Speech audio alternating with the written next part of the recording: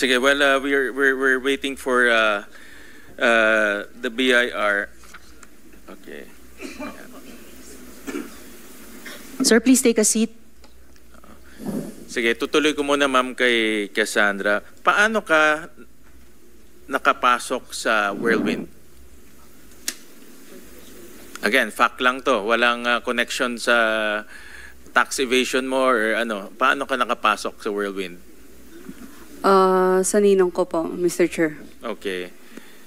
Ito narinig ko sa House hearings, ito si Duan Ren Wu. Tama? Yes po, Mr. Chair. At ninong mo ito sa Binyag? Tama? Hindi ko Tama po ba? sure kung nandun yung name na. Ninong mo saan? Ninong ninungan o ninong mo sa Binyag? Ang sabi ng mom ko is ninong ko po. Sa Binyag. Opo, yata. Tama o hindi? Hindi ko po sure, Mr. Chair. Okay, Ayun lang yung sabi ng mom ko. basta tawag mo lang ninong. Opo, way back nung pinakilala pa po sa akin, long time ago. Sino Ayun lang po. nagpakilala sa iyo kay Ma'am ko. Duan Ren? Si mama, Nung- mother mo ang yes, nagpakilala? yes, nung buhay Anong pa po relasyon yung ni ma'am. Duan Ren at your mother? Sabi nila, best friend daw po. Best friends sila? Opo. Saan sila nagkakilala? Alam mo ba? Sa China po. Sa China sila Yes po. nagkakilala. So nagkakilala sila sa China, naging best friend sila.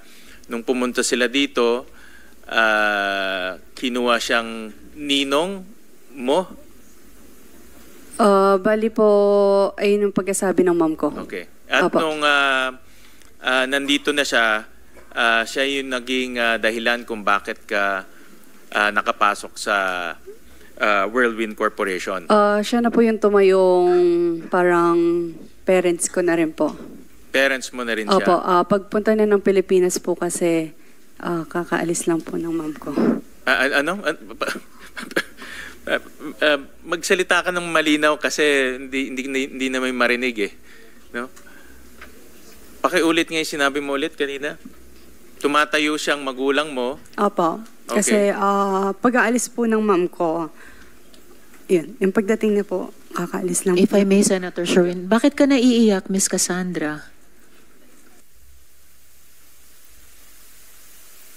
Nung time na yun, kakawala lang ng mom ko, sorry. Nawala as in nag-disappear sila or namatay sila? Namatay mom ko. And then yun yung panahon na dumating si Duan Ren Wu. Senator Sherwin. Okay. Well, kami ay nakikidalamhati sa iyo at sa pagkawala ng iyong mother. Pero tama ba nawala ang iyong mother? Namatay ang iyong mother? Yes po, Mr. Anong year yun? 2017, December. 2017. At dito naman pumasok dito naman dumating si Mr. Duan Ren. Doon mo siya nakilala. Okay. At tumayo siya parang magulang mo na.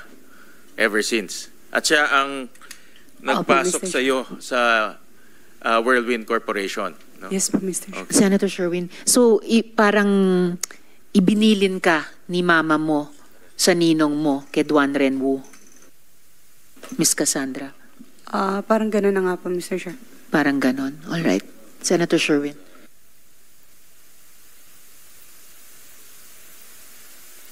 Thank you, Madam Chair. At nung pinasok ka na sa Whirlwind, inappoint kang kaagad na corporate secretary. Tama, Cassandra?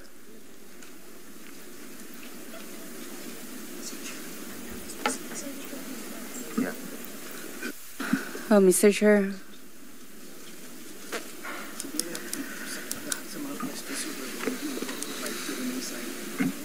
Uminom ka muna ng tubig, Cassandra. Okay lang po. Uminom ka ng tubig. Mr. Chair, if regarding sa Whirlwind or any company po, I invoke my right against self-incrimination.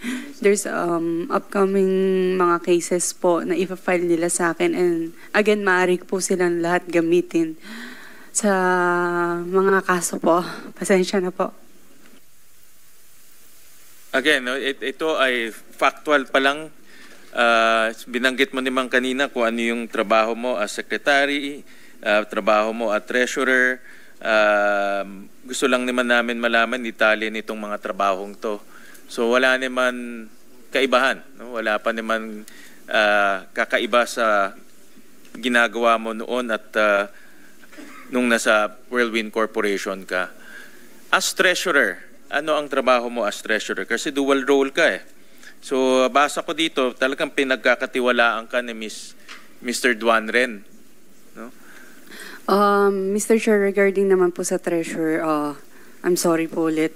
I invoke my right Anong against... trabaho mo lang as treasurer? Kasi po, there's a money laundering case file. Hindi man po sa Whirlwind, pero meron pong case na final po ang money laundering. So I think lahat po ng money na nasa akin is... Again, wala pang case ha. Let's put that on record. Wala pang But case. they filed case against me na But po. that again, it's not connected to PORAC. Walang kinalaman sa PORAC, walang kinalaman sa Whirlwind at Lucky South. Lahat ng final na case sa'yo related to Bamban. Yes po, Mr. Chair. But I think they have upcoming case na ipa-file po sa akin. Nagbibuild na po yata sila ng case para i-file po sa akin. Yep. Ang tanong But lang naman, simple maari- lang, anong trabaho mo as treasurer? Yun lang naman ayun na lang naman ang tanong. Hindi naman namin Can I consult my lawyer? Go ahead. Thank you.